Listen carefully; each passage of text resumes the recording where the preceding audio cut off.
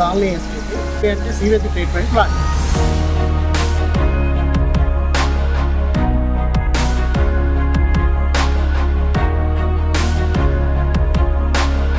కాలనీలో ఉన్నటువంటి waste water ఏదైతే సీవేజ్ వాటర్ వస్తుందో ఆ వాటర్ని మనం ఇక్కడ కలెక్ట్ చేస్తాం. అయిన తర్వాత అక్కడి నుంచి పంపుల ద్వారా మనం ఈ ట్రీట్మెంట్ ప్లాంట్కి పంప్ చేస్తాము. ట్రీట్మెంట్ ప్లాంట్లో primary clarifier and secondary clarifier అని చెప్పి 2 రకాలు ఉంటాయి.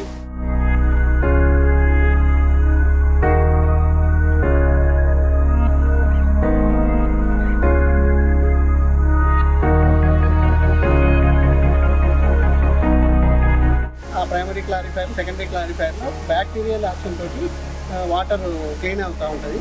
క్లీన్ అయిన తర్వాత ఆ వాటర్ ప్లస్ స్లెడ్జీ కలిసి సెకండరీ క్లారిఫైర్లోకి వస్తుంది. సెకండరీ క్లారిఫైర్లో ప్యూర్ వాటర్ ఏదైతే ఉందో క్లీన్ అయిన వాటరు పైకి తేలి ఉంటుంది కాబట్టి స్లెడ్జ్ ఏమో అడుగుకి వెళ్ళిపోతుంది.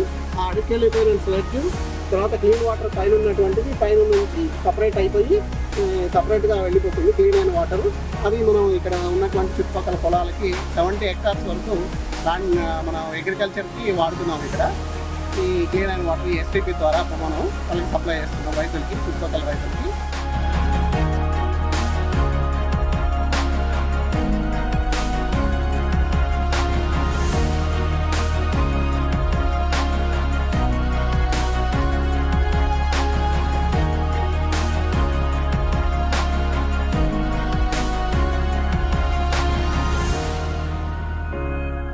తర్వాత కింద పేర్కొన్నటువంటి స్లడ్జిని మనం 15 రోజులకు ఒకసారి దానిలోంచి తీసేసి క్లీన్ చేసేసి దాన్ని దీని స్లడ్జిని ఏం చేస్తామంటే డ్రైయింగ్ పాండ్స్ ఉంటాయి, 3 డ్రై పాండ్స్ ఉంటాయి. ఆ డ్రై పాండ్స్కి పంపు చేస్తాం.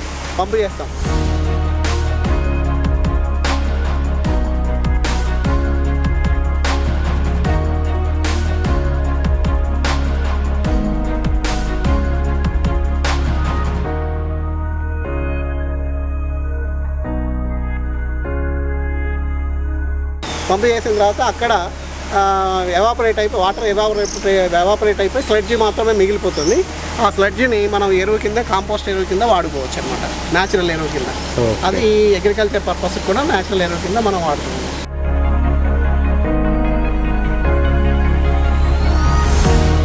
అంటే కాలనీలో ఉన్నటువంటి వేస్ట్ వాటరు డైరెక్ట్గా నీళ్ళల్లో కలిసి కలుషితం చేయకుండా భూమిలో ఉన్నటువంటి అండర్ గ్రౌండ్ వాటర్ని కలుషితం చేయకుండా మనం ఈ ప్లాంట్ ఉపయోగపడుతుంది అనమాట. మనకు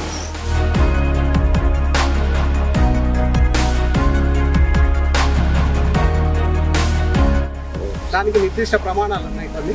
ఆ ప్రమాణాలు ఉండేటట్టుగా వాటర్ని మనం క్లీనింగ్ చేస్తాం. ఇక్కడ అవి ఏంటంటే pH వాల్యూ, తర్వాత ఇక్కడ TSS, తర్వాత COD, BOD, ఈ 4 పారామీటర్స్ వితిన్ లిమిట్స్లో ఉండేటట్టుగా మనం చూసుకొని దీన్ని వాటర్ని మనం ఎప్పటికప్పుడు కెమికల్ ల్యాబ్ ఉంటుంది, ఇక్కడ ల్యాబ్లో టెస్ట్ చేస్తాం.